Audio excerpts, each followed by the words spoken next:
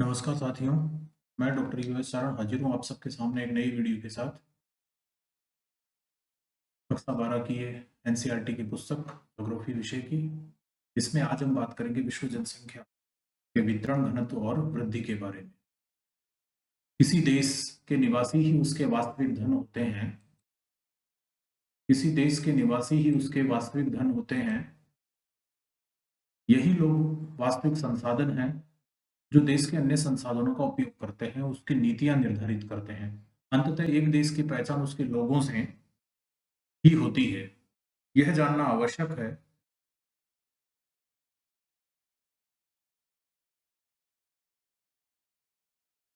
कि किसी देश में कितनी स्त्रियां हैं और पुरुष हैं, प्रतिवर्ष कितने बच्चे जन्म लेते हैं, कितने लोगों की मृत्यु होती है और कैसे।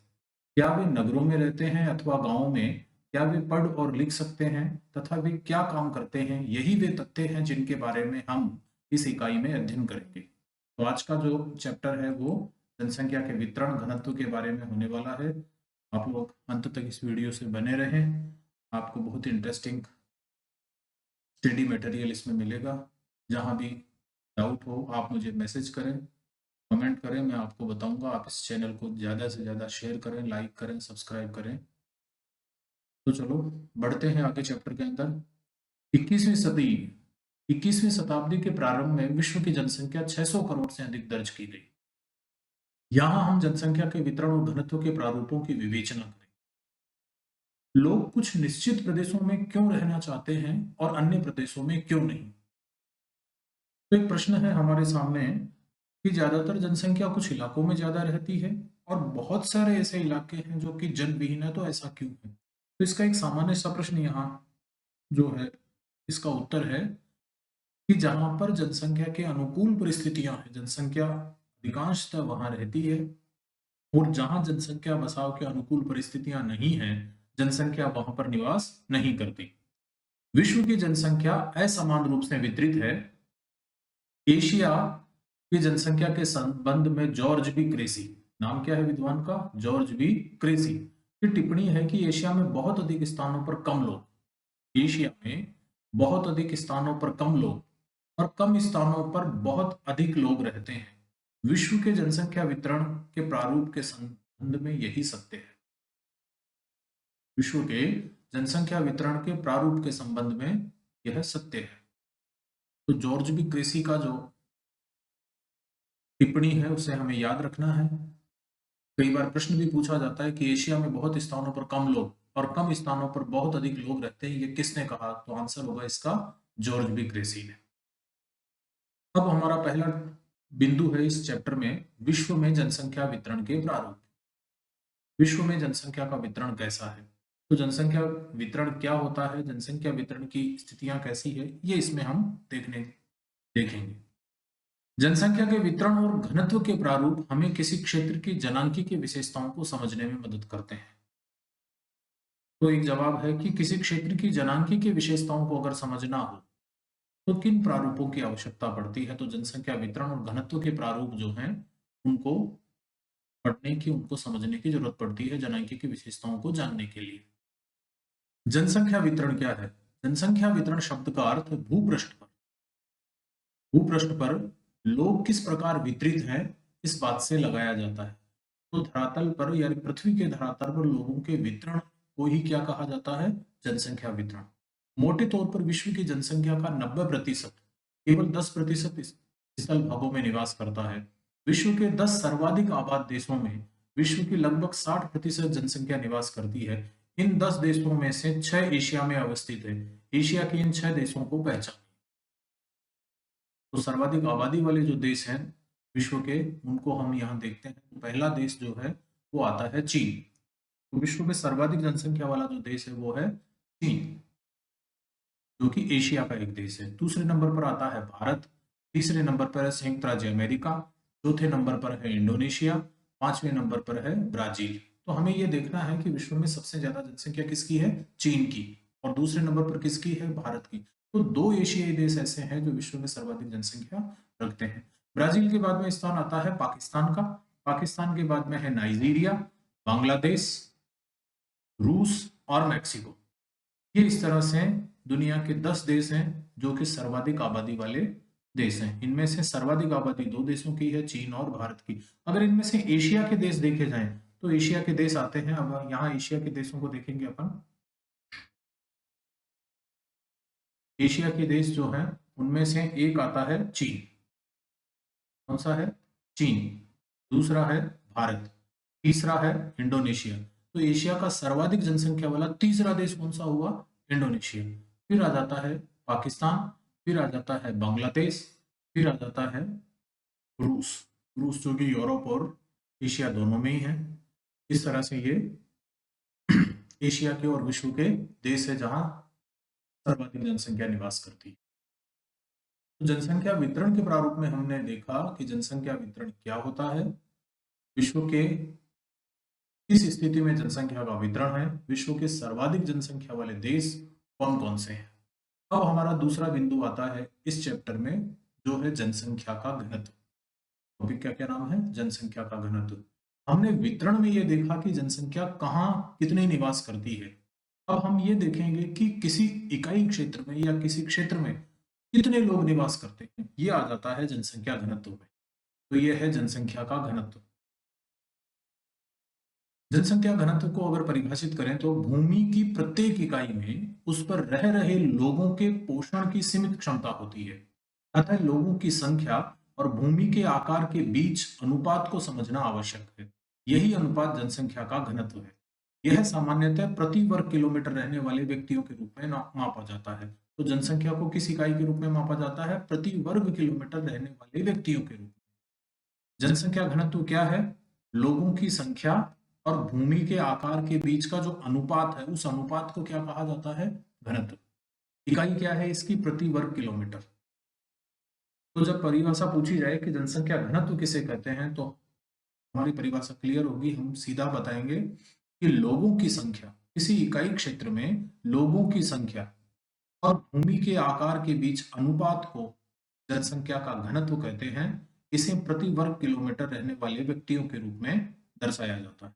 अब यहाँ जनसंख्या घनत्व का एक सूत्र दे रखा है, इसको देखेंगे। जनसंख्या घनत्व, जनसंख्या घनत्व में जब ज्ञात करना हो तो क्षेत्र की जो कुल जनसंख्या है उसमें कुल क्षेत्रफल का भाग दिया जाता है। जैसे यहाँ पर एक प्रदेश है कै प्रदेश।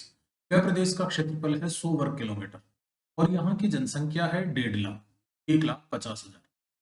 इस फॉर्मूले के अनुसार जब हम घनत्व निकालेंगे तो क्या करेंगे? 1.5 लाख में 100 का भाग देंगे, हमारा जो उत्तर आएगा वो 1500। अब ये 1500 क्या है? 1500 व्यक्ति है जो कि प्रति वर्ग किलोमीटर में उस क्षेत्र में रहते हैं, जो कि उस क्षेत्र के घनत्व को प्रदर्शित करते हैं। तो उस क्षेत्र का यानी कै प्रदेश का घनत्व कितना हुआ? 1500।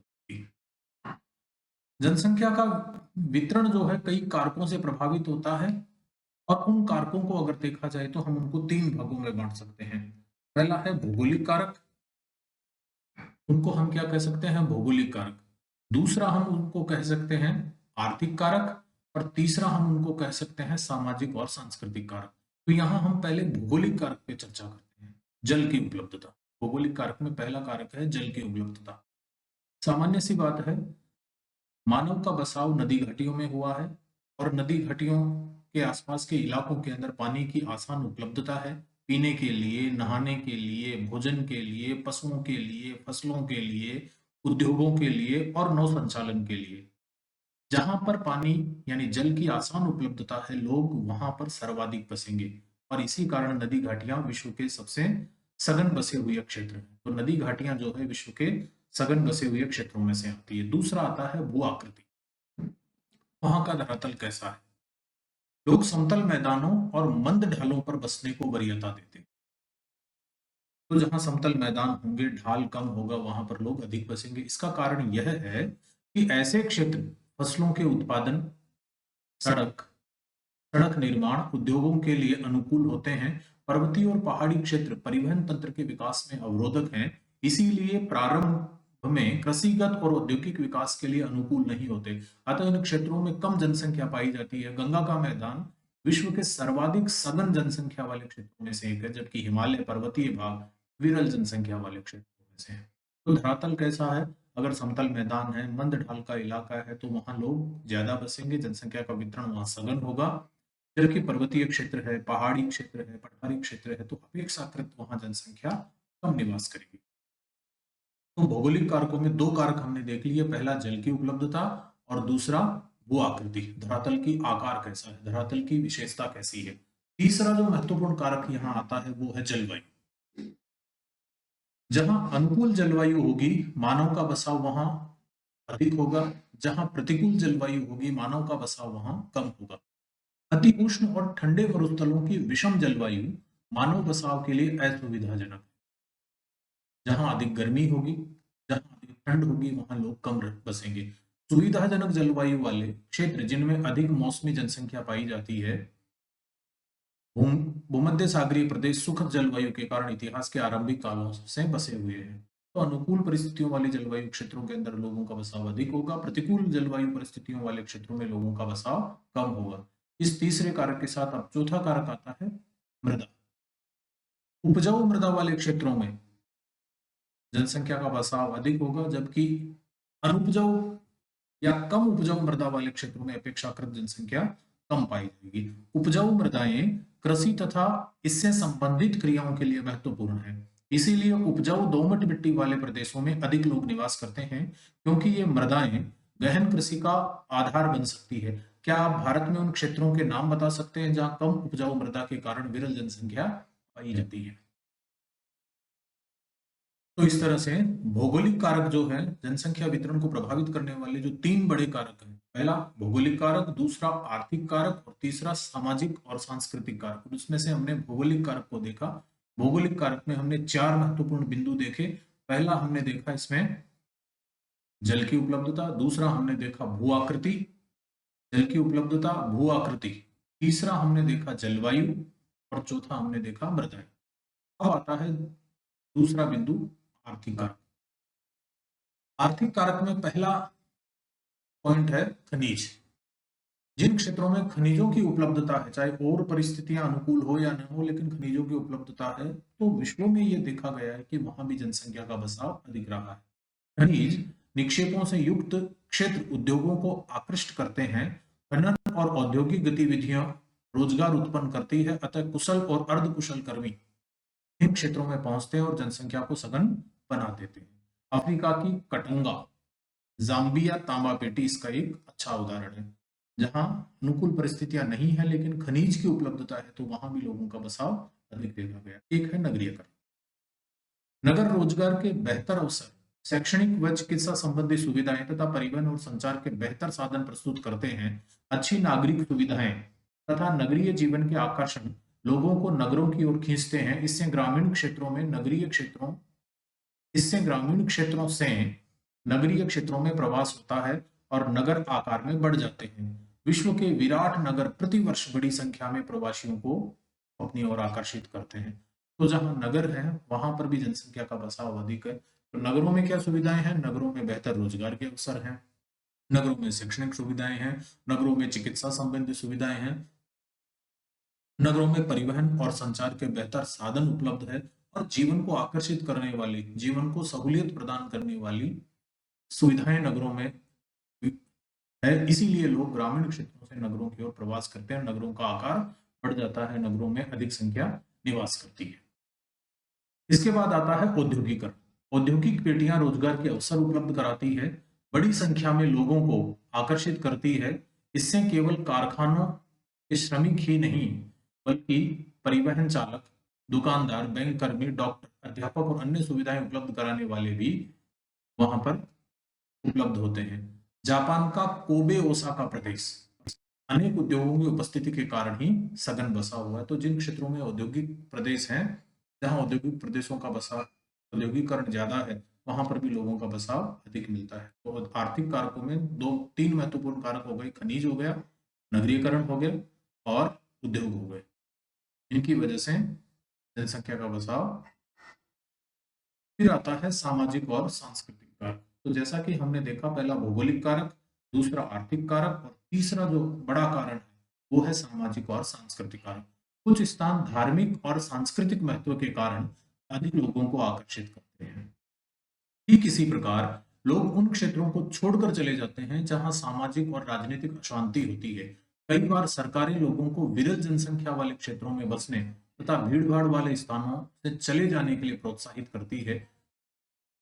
तो इस तरह से सामाजिक सांस्कृतिक कारक ऐसे हैं जो भी जनसंख्या वितरण को प्रभावित करते हैं, जनसंख्या बसाव को प्रभावित करते हैं। तो आप लोग, आशा करता हूँ आप लोगों को ये टॉपिक समझ में आ गया होगा कि जनसंख्या वितरण क्या है। इसके बाद में अगला टॉपिक जो अपना आता है वो है जनसंख्या वृद्धि। जनसंख्या वृद्धि, दो टॉपिक इस चैप्टर के हमने क्लियर कर लिए। जनसंख्या घनत्व क्या होता है, जनसंख्या घनत्व कैसे ज्ञात किया जाता है, जनसंख्या वितरण क्या है, जनसंख्या वितरण को प्रभावित करने वाले कारक कौन कौन से हैं। अब हम बात करेंगे जनसंख्या वृद्धि। जनसंख्या वृद्धि अथवा जनसंख्या परिवर्तन का अभिप्राय किसी क्षेत्र में समय की किसी निश्चित अवधि के दौरान बसे हुए लोगों की संख्या में परिवर्तन से है। किसी क्षेत्र में समय की निश्चित अवधि के दौरान बसे हुए लोगों की संख्या में परिवर्तन से है। कोई क्षेत्र है और समय की निश्चित अवधि है, वहां पर लोगों की जो संख्या है, बसे हुए जो लोग हैं, उनकी संख्या में जो परिवर्तन आता है वह परिवर्तन ही क्या कहलाता है, जनसंख्या वृद्धि। यह परिवर्तन धनात्मक भी हो सकता है और ऋणात्मक भी हो सकता है। तो जनसंख्या वृद्धि को हम किसके रूप में देख सकते हैं, जनसंख्या वृद्धि को हम धनात्मक वृद्धि और ऋणात्मक वृद्धि दोनों के रूप में देख सकते हैं। इसे निरपेक्ष संख्या, जनसंख्या वृद्धि को किसके रूप में व्यक्त किया जाता है, निरपेक्ष संख्या अथवा प्रतिशत के रूप में अभिव्यक्त किया जा सकता है। तो यहाँ आप लोगों को ये समझ में आ गया होगा कि जनसंख्या वृद्धि क्या होती है। एक बार फिर रिपीट कर देता हूँ। किसी क्षेत्र में समय की किसी निश्चित अवधि के दौरान बसे हुए लोगों की संख्या में परिवर्तन को जनसंख्या वृद्धि कहते हैं। जनसंख्या में ये जो वृद्धि होती है ये धनात्मक रूप में भी हो सकती है, ऋणात्मक रूप में भी हो सकती है। इसे निरपेक्ष संख्या और प्रतिशत के रूप में व्यक्त किया जाता है। जनसंख्या परिवर्तन किसी क्षेत्र की आर्थिक प्रगति, सामाजिक उत्थान, ऐतिहासिक और सांस्कृतिक पृष्ठभूमि का महत्वपूर्ण सूचक होता है। अब यहाँ हम जनसंख्या वृद्धि से संबंधित या जनसंख्या भूगोल से संबंधित कुछ परिभाषाएं हैं उनको समझें। पहला है जनसंख्या की वृद्धि। इसको कहते हैं समय के दो अंतरालों के बीच एक क्षेत्र विशेष में होने वाली जनसंख्या में परिवर्तन को जनसंख्या वृद्धि कहा जाता है। उदाहरण के लिए हम भारत की 2001 की जनसंख्या तो कितनी है, 102.70 करोड़। 2011 में है 102.02 करोड़। अगर 2011 की जनसंख्या में से 2001 की जनसंख्या को घटाते हैं तो अंतर कितना आता है, 18.15 करोड़ का, जो कि वास्तविक संख्या का पता इससे चलता है। तो वास्तविक जनसंख्या वृद्धि कितनी हुई, 18.15 करोड़ लोग बढ़े 2011 में। जनसंख्या की वृद्धि दर, तो ये तो जो 18.15 करोड़ लोग हैं ये क्या कहलाएगा, निरपेक्ष संख्या। यह जनसंख्या में परिवर्तन को प्रतिशत के रूप में व्यक्त करता है। तो इसको प्रतिशत के रूप में जो बताया जाता है उसको कहते हैं जनसंख्या वृद्धि दर। जनसंख्या की प्राकृतिक वृद्धि, किसी क्षेत्र विशेष में दो समय अंतरालों में जन्म और मृत्यु के अंतर से बढ़ने वाली संख्या को उस क्षेत्र की प्राकृतिक वृद्धि कहते हैं। तो प्राकृतिक वृद्धि जब ज्ञात करनी हो तो क्या किया जाता है, जन्म लेने में जन्म दर और मृत्यु दर इनका डाटा देखा जाता है और जन्म दर में से मृत्यु दर को घटाया जाता है तो वास्तविक वृद्धि दर प्राकृतिक वृद्धि दर आ जाती है। एक होती है वास्तविक वृद्धि दर। वास्तविक वृद्धि दर को ज्ञात करने के लिए जन्म दर में से मृत्यु दर को घटाया जाता है, आप्रवास में से उत्प्रवास को घटाया जाता है और इस तरह से वास्तविक वृद्धि दर ज्ञात की जाती है। तो फॉर्मूला याद रखना है, प्राकृतिक वृद्धि दर का फॉर्मूला और वास्तविक वृद्धि दर को। तो प्राकृतिक वृद्धि दर में जन्म मृत्यु के बीच का अंतर आता है, जबकि वास्तविक वृद्धि के अंदर जन्म मृत्यु के साथ उस स्थान से गए हुए लोग और उस स्थान पर बाहर से आए हुए लोग, प्रवास जो है वो भी जन्म दर, मृत्यु दर और प्रवास तीनों की स्थिति को देखा जाता है। अब आता है धनात्मक वृद्धि दर। यह तब होती है जब दो समय अंतरालों के बीच जन्म दर मृत्यु दर से अधिक हो या जब अन्य देशों के लोग स्थायी रूप से उस देश में प्रवास कर जाए। धनात्मक का मतलब जन्म दर अधिक हो या फिर बाहर से आए हुए लोगों की संख्या अधिक हो तो वहां की वास्तविक संख्या बढ़ जाती है। इसको क्या कहते हैं, धनात्मक वृद्धि दर। एक होती है ऋणात्मक वृद्धि दर। तो दो तीन चीजें हमने देखी है जनसंख्या वृद्धि के अंदर। जनसंख्या वृद्धि का मतलब क्या हुआ कि इस क्षेत्र में समय अवधि के अंदर बढ़ने वाली जनसंख्या में होने वाला परिवर्तन जो कि धनात्मक हो सकता है, ऋणात्मक हो सकता है, इसको निरपेक्ष संख्या के रूप में बताया जाता है और इसको प्रतिशत दर के रूप में या वृद्धि दर के रूप में बताया जाता है। तो जनसंख्या वृद्धि क्या होती है ये भी हमने देख लिया, जनसंख्या वृद्धि दर क्या होती है ये भी हमने देख लिया, जनसंख्या की निरपेक्ष संख्या कैसे निकाली जाती है, कैसे पता किया जाता है ये भी हमने देखा है। जनसंख्या की धनात्मक और ऋणात्मक वृद्धि दर जो है उसके बारे में हम देख रहे हैं, तो धनात्मक हमने देख ली है। अब यहां हम बात करेंगे जनसंख्या की ऋणात्मक वृद्धि के बारे में। यदि दो समय अंतराल के बीच जनसंख्या कम हो जाए तो उसे जनसंख्या की ऋणात्मक वृद्धि कहते हैं। अगर जनसंख्या बढ़ती है तो वो तो क्या कहलाएगी, धनात्मक। क्या कहलाएगी, धनात्मक। तो उसको कहेंगे हम धनात्मक वृद्धि। लेकिन अगर जनसंख्या घटती है तो उसको हम क्या कहेंगे, ऋणात्मक वृद्धि। ये तब होती है जब जन्म दर मृत्यु दर से कम हो तथा अन्य देशों से जो प्रवास हुआ है वो भी कम हो, तो ऐसी स्थिति में ऋणात्मक वृद्धि दर कहते हैं इसको। तो आप लोग ध्यान से इसको समझें कि जनसंख्या वृद्धि से संबंधित जो भी डेफिनेशन है, परिभाषाएं हैं, संकल्पनाएं हैं, आप लोग समझ गए होंगे कि जनसंख्या वृद्धि क्या होती है, निरपेक्ष वृद्धि क्या होती है, जनसंख्या वृद्धि क्या होती है ये हमने देख लिया है, निरपेक्ष वृद्धि क्या होती है ये हमने देख लिया, वृद्धि दर क्या होती है ये भी हमने देखा, प्राकृतिक वृद्धि क्या होती है, वास्तविक वृद्धि दर क्या होती है, धनात्मक वृद्धि क्या होती है और ऋणात्मक वृद्धि क्या होती है। ये सारे टर्म जो है संबंधित है जनसंख्या वृद्धि से। तो जनसंख्या वृद्धि की सामान्य परिभाषाओं को जानने के बाद अब हम आते हैं जनसंख्या परिवर्तन के घटक पर। जनसंख्या परिवर्तन के तीन घटक, यानी तीन मोटे मोटे बिंदु हैं जो जनसंख्या परिवर्तन को प्रभावित करते हैं। उनमें से पहला है जन्म, एक नंबर जन्म, दूसरा आता है मृत्यु, तीसरा आता है प्रवास। ये तीनों कारक जो हैं ये मिलकर किसी क्षेत्र की जनसंख्या के परिवर्तन को दर्शाते हैं। एक आता है अशोधित जन्म दर, को प्रति हजार स्त्रियों द्वारा जन्म दिए जीवित बच्चों के रूप में व्यक्त किया जाता है। अशोधित जन्म दर किसे कहते हैं, प्रति हजार स्त्रियों द्वारा जन्म दिए गए जीवित बच्चों के रूप में अशोधित जन्म दर को व्यक्त किया जाता है। जब अशोधित जन्म दर ज्ञात करनी हो तो ये जो फॉर्मूला है इसका प्रयोग किया जाता है। किसी वर्ष विशेष में जीवित जन्म और उस क्षेत्र के मध्य वर्ष में अनुमानित जनसंख्या का भाग दिया जाता है और उसको 1000 से गुणा किया जाता है। तो ये फॉर्मूला आप लोगों को ध्यान रखना है। अशोधित जन्म दर ज्ञात करने का ये सूत्र है जो यहाँ पर दे रखा है। अब आता है मृत्यु दर, जनसंख्या परिवर्तन में सक्रिय भूमिका निभाती है। जनसंख्या वृद्धि केवल बढ़ती हुई जन्म दर से नहीं होती अपितु घटती हुई मृत्यु दर से भी होती है। तो जितना जन्म दर का महत्व है जनसंख्या परिवर्तन को बताने के लिए उतना ही महत्व मृत्यु दर का भी है।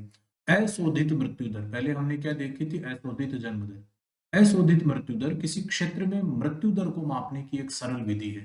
तो किसी क्षेत्र में मृत्यु दर को मापने की सरलतम विधि क्या है, अशोधित मृत्यु दर। अशोधित मृत्यु दर को किसी क्षेत्र विशेष में किसी वर्ष के दौरान प्रति हजार जनसंख्या के पीछे मृतकों की संख्या के रूप में अभिव्यक्त किया जाता है और अशोधित मृत्यु दर की गणना इस फॉर्मूले के द्वारा की जाती है। ये यहाँ पर फॉर्मूला दे रखा है, आप लोग इस फॉर्मूले को पूरा, सॉरी ये जो है ये भी इसी में सम्मिलित है, इस फॉर्मूले से इसको देखा जा सकता है। अशोधित मृत्यु दर जब ज्ञात करनी हो तो किसी वर्ष विशेष में मृतकों की संख्या और उस वर्ष के मध्य अनुमानित संख्या, तो उस वर्ष के मध्य अनुमानित संख्या का भाग दिया जाता है किसी वर्ष विशेष में मृतकों की संख्या और जो संख्या आती है उसको 1000 से गुणा किया जाता है और इस तरह से ज्ञात की जाती है अशोधित मृत्यु दर। अशोधित मृत्यु दर इस फॉर्मूले में से ज्ञात की जाती है।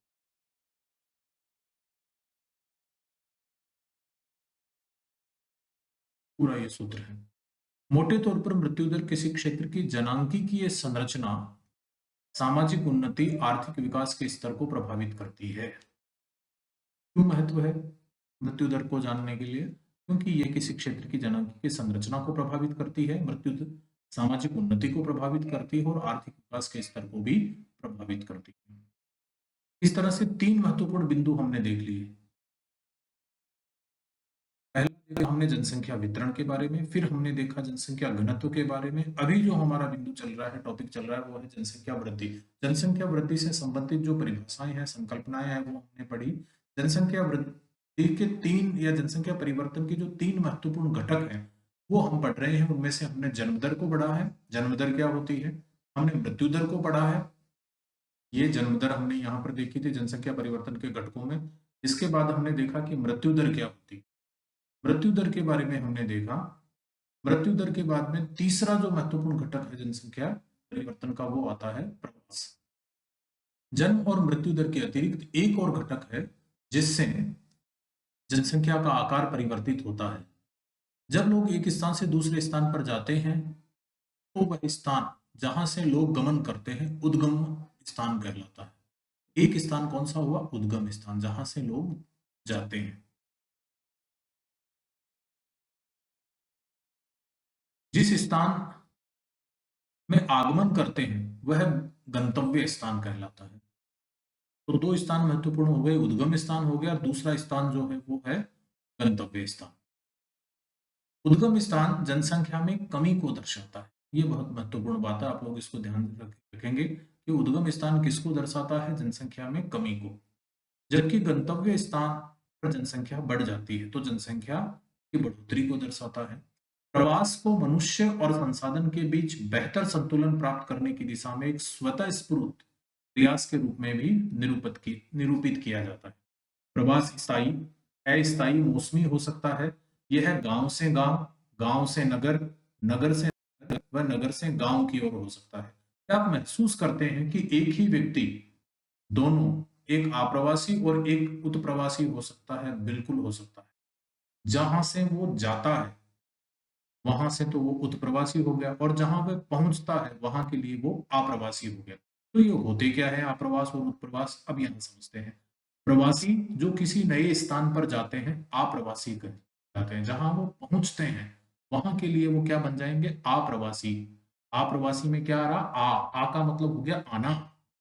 उत्प्रवासी, प्रवासी जो एक स्थान से बाहर चले जाते हैं, तो बाहर जाने के लिए हमें क्या करना पड़ता? उठकर जाना होता है। तो ऊ से मतलब उठकर गए, उठकर गए तो कहाँ गए? बाहर। इस तरह से उत्प्रवास का मतलब हो गया वहां से जाना और आप्रवास का मतलब हो गया किसी स्थान पर आना। तो आए हुए लोगों को हम क्या कहेंगे? आप्रवासी। गए हुए लोगों को हम क्या कहेंगे? उत्प्रवासी। क्या आप सोच सकते हैं कि लोग किन कारणों से प्रवास करते हैं? जी बिल्कुल, बहुत से ऐसे कारण हैं जिनके कारण लोग एक स्थान को छोड़कर दूसरे स्थान पर चले जाते हैं और इन कारकों को या इन कारणों को प्रतिकर्ष कारक और अपकर्ष कारक कहा जाता है। इसको हम यहाँ समझते हैं। लोग बेहतर आर्थिक और सामाजिक जीवन के लिए प्रवास करते हैं। प्रवास को प्रभावित करने वाले कारकों के दो समूह हैं। प्रतिकर्ष कारक, बेरोजगारी, रहन सहन की निम्न दशाएं, राजनीतिक उपद्रव, प्रतिकूल जलवायु, प्राकृतिक विपदाएं, महामारियां, सामाजिक आर्थिक पिछड़ेपन जैसे कारण उद्गम स्थान को कम आकर्षित करते हैं।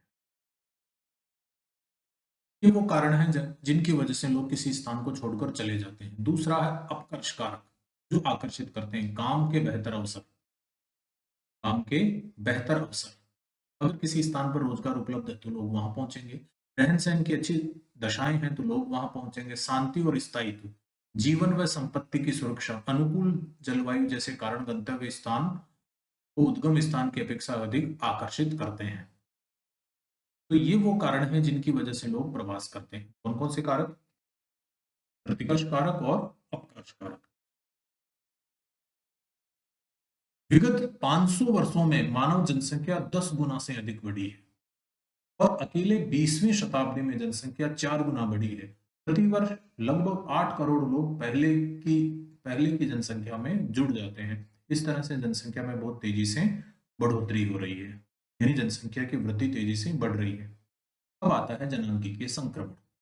जनांकीय संक्रमण का उपयोग, जनांकीय संक्रमण सिद्धांत का उपयोग किसी क्षेत्र की जनसंख्या के वर्णन तथा भविष्य की जनसंख्या के पूर्वानुमान,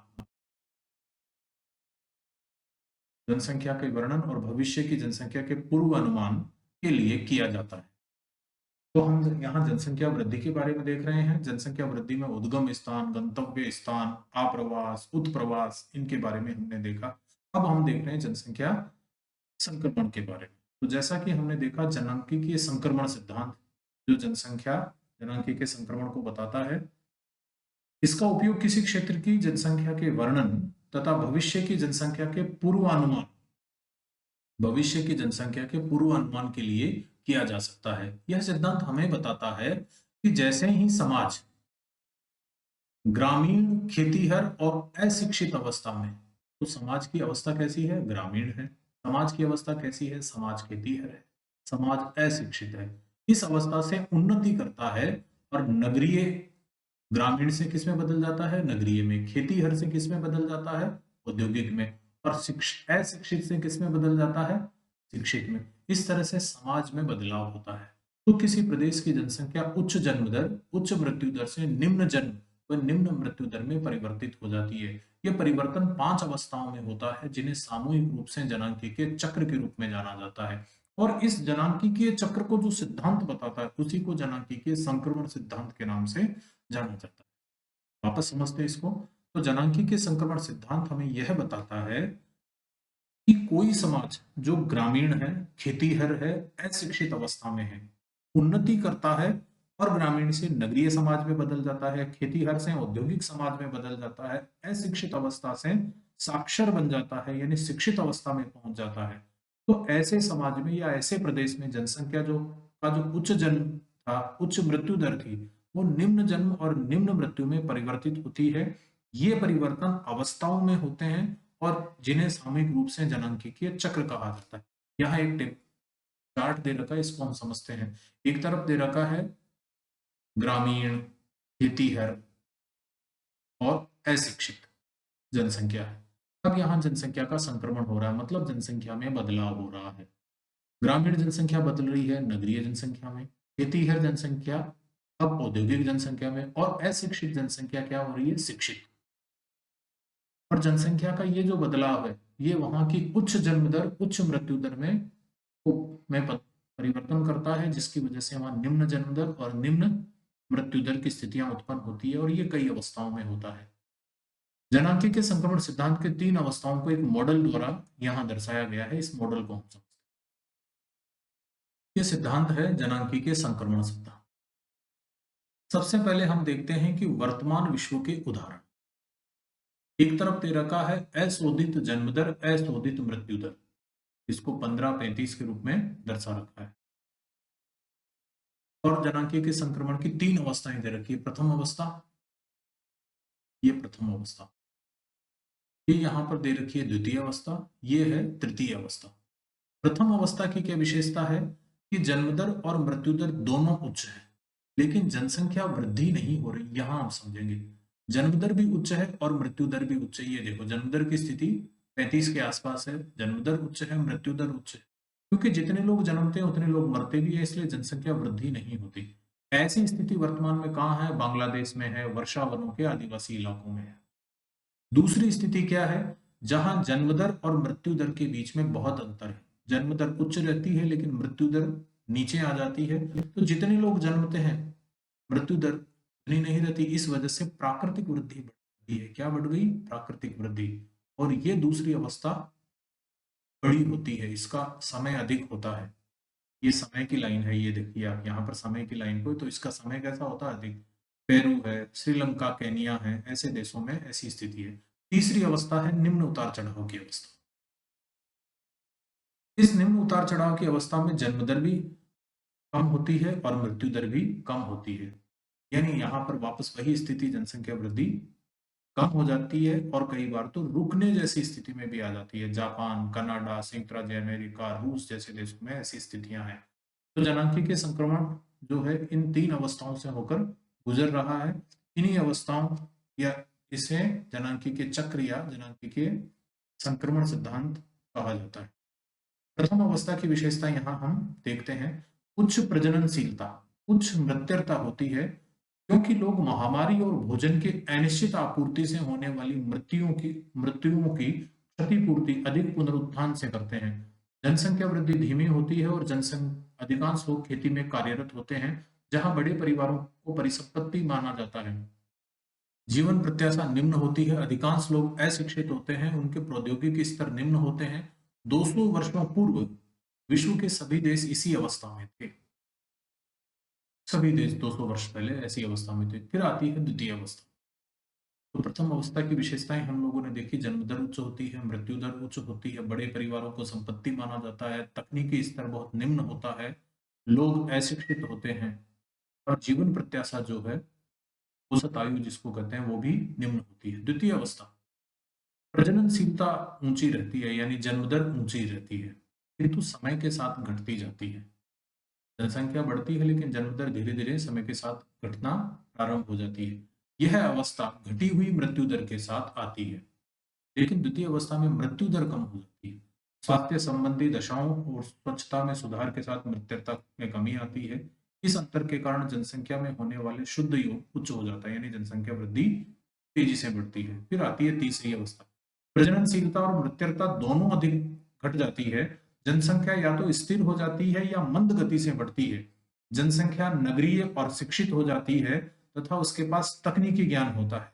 ऐसी जनसंख्या विचार पूर्वक परिवार को के आकार को नियंत्रित करती है। इससे प्रदर्शित होता है कि मनुष्य जाति अत्यधिक नम्य है और अधिक प्रजननशीलता को समायोजित करने की योग्यता रखती है। वर्तमान में विभिन्न देश जनांकी संक्रमण की विभिन्न अवस्थाओं से गुजर रहे हैं। तो इस तरह से ये जनांकी के संक्रमण सिद्धांत है, जिसमें बताया गया है कि प्रारंभ में जब जनसंख्या ग्रामीण होती है, खेतीहर होती है, अशिक्षित होती है तो जन्म दर अधिक होती है, मृत्यु दर अधिक होती है। जब जनसंख्या की अवस्थाओं में बदलाव होता है तो वो विभिन्न स्थितियों से होकर गुजरती है और अंततः जब जनसंख्या शिक्षित, औद्योगिक और शहरी जनसंख्या में बदल जाती है पूरी तरह से, तो वहां जन्म दर और मृत्यु दर घटती है और धीरे धीरे जनसंख्या भी कम हो जाती है। तो प्रारंभ प्रथम अवस्था में, अंतिम अवस्था में जनसंख्या तो कम रहती है लेकिन जनसंख्या के कम होने के कारण अलग अलग। अब आता है जनसंख्या नियंत्रण कैसे किया जाए। जनसंख्या नियंत्रण के उपाय, परिवार नियोजन का काम बच्चों के जन्म को रोकना अथवा उसमें अंतराल रखना है। परिवार नियोजन सुविधाएं जनसंख्या वृद्धि को सीमित करने और महिलाओं के स्वास्थ्य को बेहतर करने में मुख्य भूमिका निभाती है। प्रचार, गर्भ निरोधक की सुगम उपलब्धता, बड़े परिवारों के लिए कर निरुत्साहक उपाय, कुछ ऐसे प्रावधान हैं जो जनसंख्या नियंत्रण में सहायक हो सकते हैं। तो जनसंख्या नियंत्रण के लिए जो उपाय हैं वो यहाँ पर समझाए गए हैं। तो पहला उपाय क्या है? परिवार नियोजन। पहला उपाय दिया गया है परिवार नियोजन। लेकिन परिवार नियोजन के लिए क्या किया जाए? जनसंख्या वृद्धि को सीमित करने और महिलाओं के स्वास्थ्य को बेहतर करने में महत्वपूर्ण भूमिका निभाता है। क्या किया जाए इसको? इसका प्रचार प्रसार हो। गर्भ निरोधक की जो सुगमता है, सुगम उपलब्धता है वो हो। परिवारों को इसके बारे में उत्साहजनक या परिवारों का उत्साह बना रहे ऐसे प्रावधान हो जो जनसंख्या नियंत्रण में सहायक है। एक विद्वान हुए हैं थॉमस मॉल्थस, एक सिद्धांत दिया था 1798 में।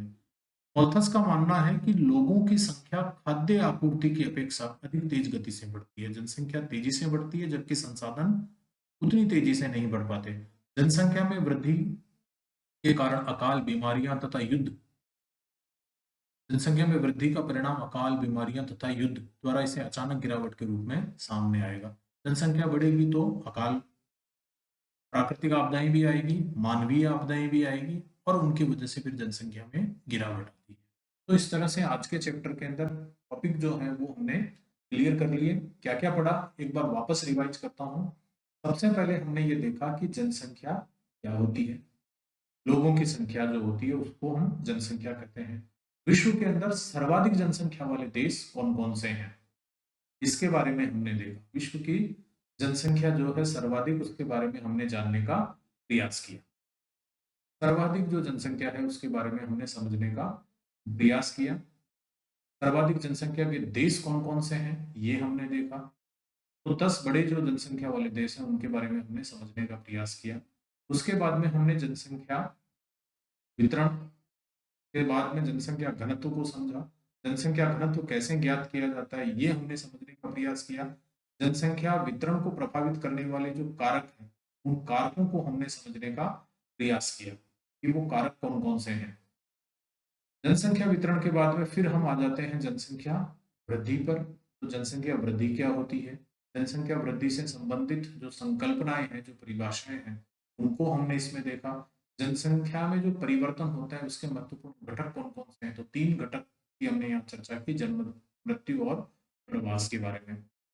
और जनसंख्या में ये जो बदलाव होते हैं, इसको एक सिद्धांत के माध्यम से दर्शाया गया, सिद्धांत के माध्यम से समझाने का प्रयास किया गया।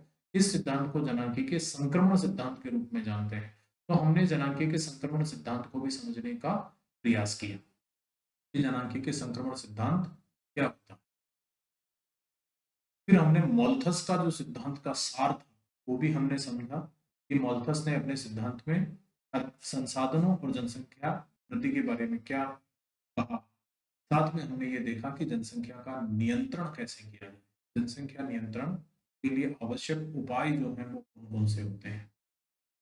अब यहाँ पर कुछ अभ्यास प्रश्न है, उन पे थोड़ा-सा चर्चा कर लेते हैं। निम्नलिखित में से किस महाद्वीप में जनसंख्या वृद्धि सर्वाधिक है? तो सर्वाधिक जनसंख्या वृद्धि महाद्वीप में जनसंख्या वृद्धि सर्वाधिक है। तो जनसंख्या एशिया में बढ़ रही है अभी। निम्नलिखित में से कौन सा एक विरल जनसंख्या वाला क्षेत्र नहीं है? अटाकामा, भूमध्य रेखीय प्रदेश, ध्रुवीय प्रदेश ये विरल वाले हैं, जबकि दक्षिणी पूर्व एशिया जिसको मानसून एशिया कहते हैं, अधिक जनसंख्या वाला क्षेत्र है। फिर आता है प्रतिकर्ष कारक, जल अभाव प्रतिकर्ष कारक, बेरोजगारी है, महामारी है, ये सब प्रतिकर्ष कारक है। जबकि चिकित्सा सुविधाएं, शैक्षणिक सुविधाएं ये प्रतिकर्ष कारक नहीं है। इसके बाद में अन्य जो प्रश्न दे रखे हैं वो सब इस चैप्टर में समाहित हैं। आशा है आप सबको ये टॉपिक पसंद आया होगा। आप इसको पढ़ेंगे, समझेंगे। किसी तरह का कोई सुझाव आपके पास हो तो आप कमेंट करके जरूर बताइए। आप इस चैनल को लाइक करें, शेयर करें, सब्सक्राइब करें। आगे आने वाले वीडियो में और अच्छे से और कई तरह से तकनीकी दिक्कतें जो कई बार आ जाती है उनको भी ठीक करके आपके सामने मैटर दिया जाएगा। बहुत ही सहज और सरल भाषा में आपको स्टडी मटेरियल अवेलेबल करवाया जाएगा। तो आज के लिए इस वीडियो में इतना ही। आप सबको धन्यवाद। हमसे जुड़ने के लिए आप सबको धन्यवाद।